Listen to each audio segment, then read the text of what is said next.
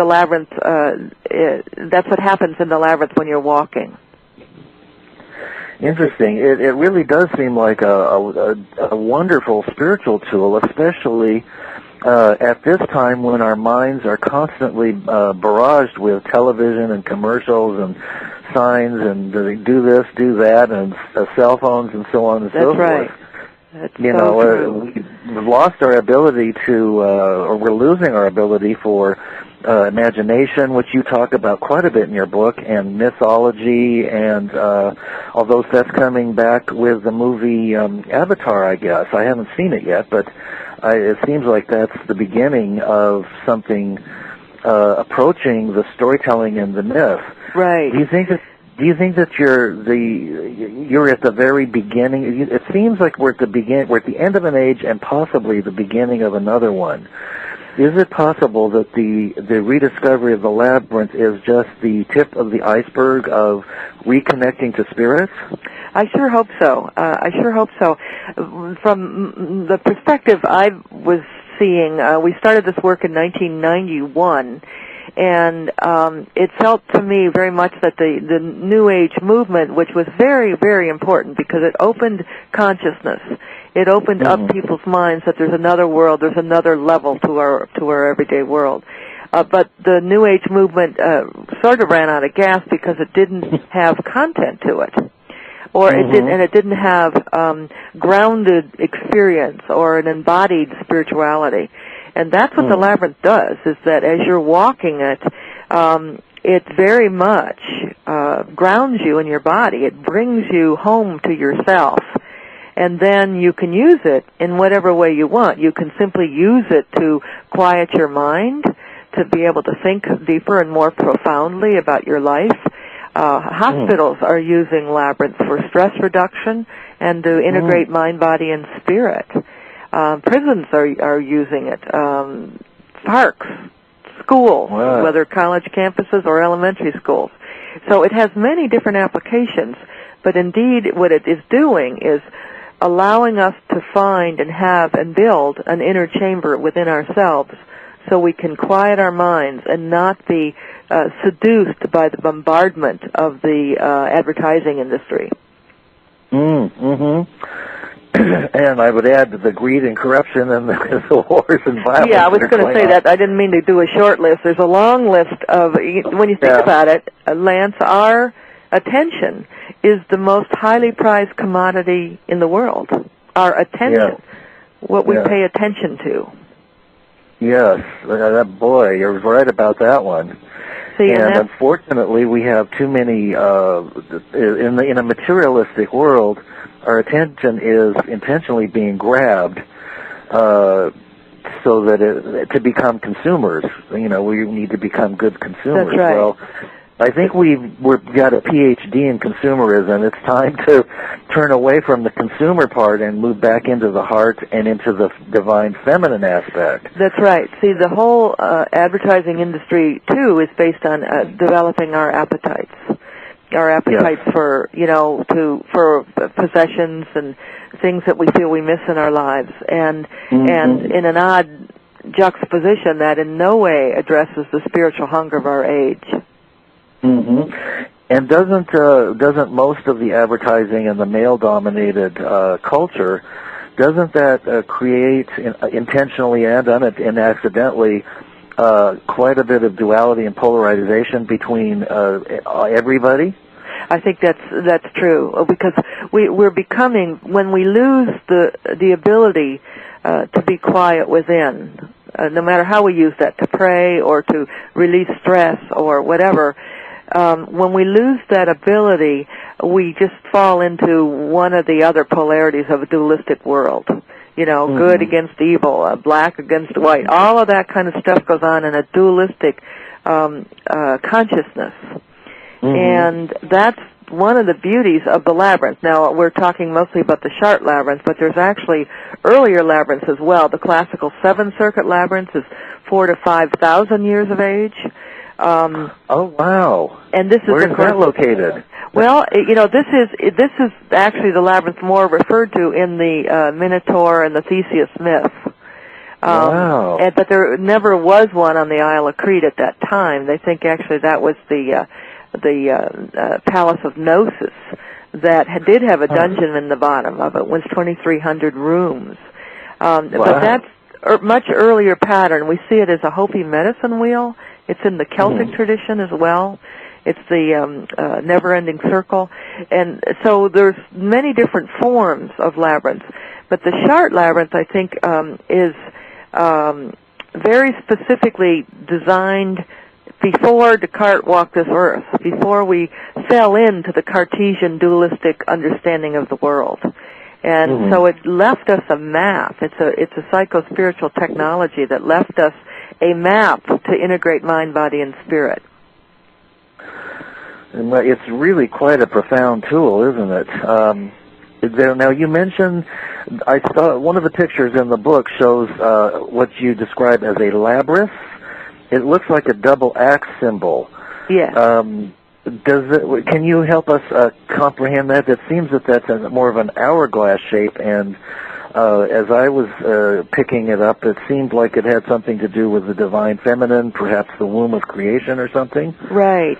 I think, labyrinths are, because they're connected to the earth, the classical one certainly is, they're connected to the earth. The Chartres-style one has such, as you mentioned, the wonderful 180-degree turns. So you really, it's quite an undertaking to walk a labyrinth. And sometimes when people step into one, they're surprised that it's quite such an undertaking. But the double axe, you could say that. Some people call them a butterfly, but they're on the turns. They divide the turns, the 180-degree turns.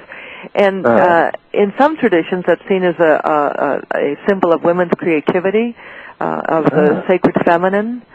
There's many ways of understanding that. Well, it seems fairly obvious that the divine feminine was intentionally written out of just about all forms of spiritual teachings and religions. Yeah. How can we, I guess this is one of the ways that we can reignite it, but how can we, move away from the patriarchal aspect and the linear kind of logical domination that it creates, and more into the intuitive and right-brained creative aspect that can develop symbols and colors, and it's not quite so demanding. Right. Well, we want to move to encouraging the right brain, which is story and art, and it's process instead of content. It's movement, whatever way you can be embodied. And that's one of the really strong aspects that the labyrinth offers.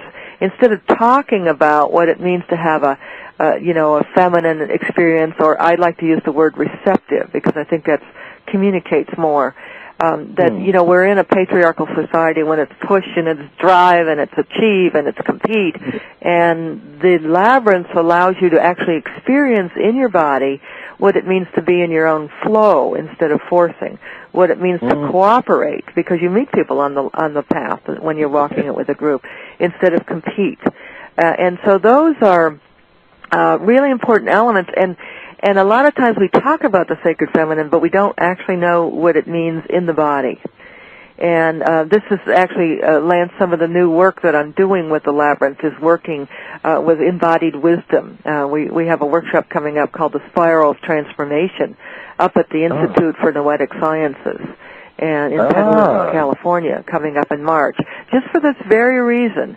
Because you need to bring it into your body. You need to use your voice. You need to be able to move freely, spontaneously, not under someone else's direction. And so we use a lot of music.